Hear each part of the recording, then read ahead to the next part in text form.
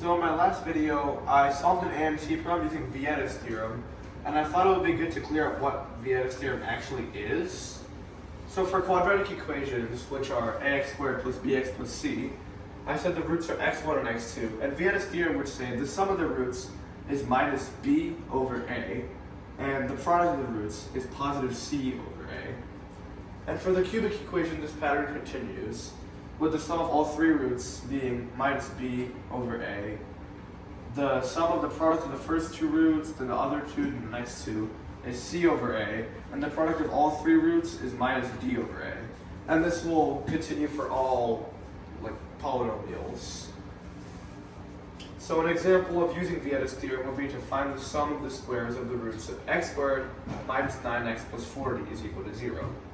And if you want to use quadratic formula, you'll realize soon that both of the roots are imaginary, and that's not very good to solving the problem.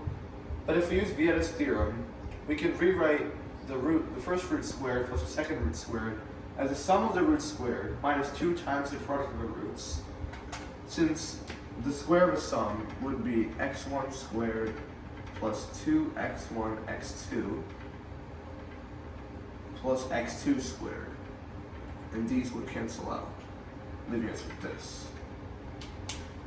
We can then substitute what we learned here to get minus b over a squared minus 2c over a, which would be equal, so first minus b over a would be equal to minus negative 9 over 1, or positive 9, and 9 squared is 81. And c over a would be 40 over 1, so minus 2 times 40 is minus 80, and 81 minus 80 is 1.